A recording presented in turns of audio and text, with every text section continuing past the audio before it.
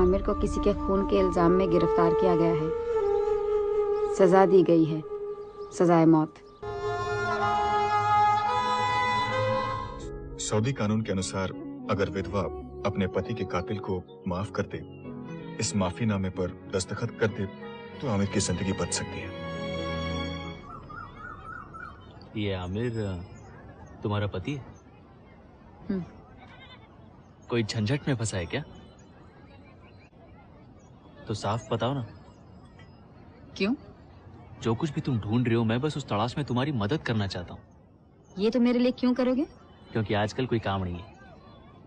क्योंकि तुम एक अजनबी शहर में एक अजनबी हो। क्योंकि मैं यहाँ का चप्पा चप्पा जानता हूँ।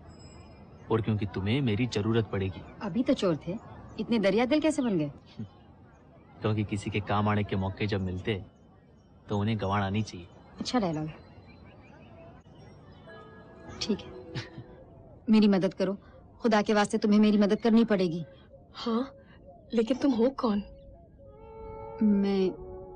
मैं बहुत दूर से आई हूँ। अच्छा, कहाँ से आई हो?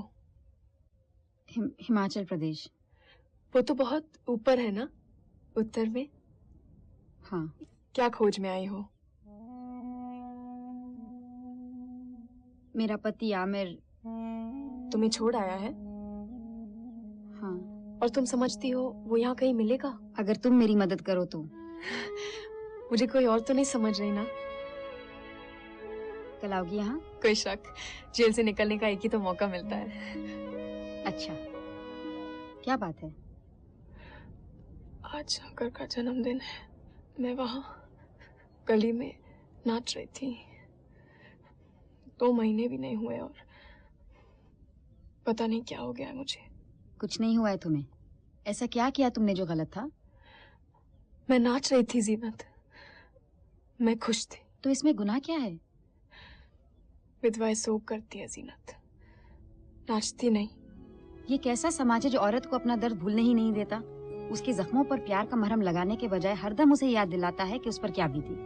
उसके कपड़े, उसका रहन सहन, उसके दोस्त सब बदल दिए जाते हैं ताकि उसे अपने दुख का एहसास होता रहे। अब चलो, बहुत हो गया बकवास। शंकर का जन्मदिन मनाते हैं, वो करें जो उसे पसंद था। लंबे जुदाई 4 दिनों दा। टाकू लोग गए, मुझे यहाँ से ले चलो। शंकर को झील के किनारे बैठकर डूबता हुआ सूरज देखना बहुत पसंद था।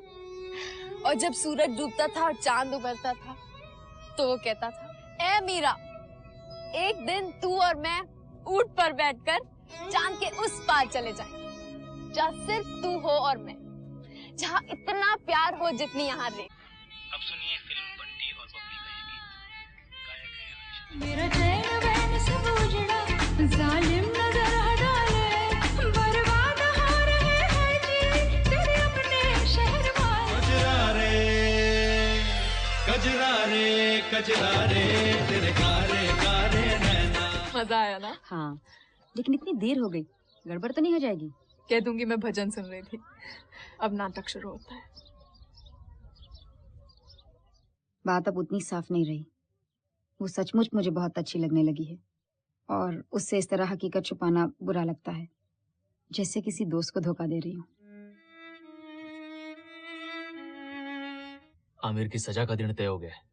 या अल्लाह। हमें कल की गाड़ी से जयपुर जाना होगा। शंकर ने मुझे दिया था उसका पहला तोहफा, मैं तो पहन नहीं सकती। मैं चाहती हूँ कि जब आमिर मिल जाए तुम दोनों इसे ओढ़ो, मेरे और शंकर की तरह। प्रेम की निशानी है, प्रेमियों पर जचेगी। ये रखोगी तो याद तो रहेगा कि राजस्थान में तुम्हारी एक दोस्त है। हो सके तो तुम्हारी भी कोई निशानी देती जाना। मेरे पति के हाथों तुम्हारे पति की मौत हुई।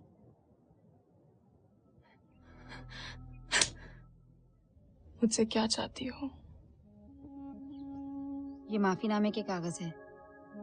अगर तुम इन पे दस्तखत कर दो तो आमिर की जान बच सकती है। अगर इन पर दस्तखत ना करूं तो निर्दयी मानी जाऊं, और अगर कर दूं तो उस अरमान को कुचल दूं जिसके सहारे जी रही हूं। अगर तुम मुझे इतना बड़ा धोखा ना देती तो शायद मैं तुम्हें और तुम्हारे पति को माफ भी कर देती। मुझे तुम्हारी दोस्ती पे भरोसा था, लेकिन तुम भी औरों जैसी निकली। मैं अब भी तुम्हारी दोस्त हूँ। मैं क्या करूं दादी, दिल की आवाज को इतना दबाया है कि वो कब का खामोश हो गया।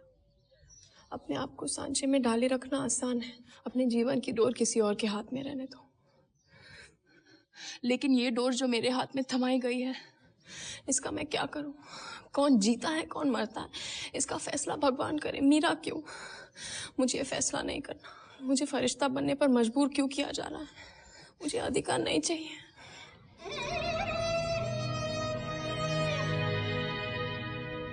मेरी प्यारी मीरा, मैं यहाँ एक मकसद से आई थी। इस कोशिश में तुमसे झूठ बोला, धोखा दिया तुम्हें। मायूस जा रही हूँ, लेकिन खाली हाथ नहीं। तुम्हारी दोस्ती ने मेरा दामन भर दिया, लेकिन देने को है तो सिर्फ ये तावीज़, जिसके सहारे मैंने जिंदगी के बड़े मुश्किल लम्हे गुजारे। उम्मीद है कि तुम्हें भी जमाने से लड़ने की ताकत दे दे। तुम्हारी जीनत।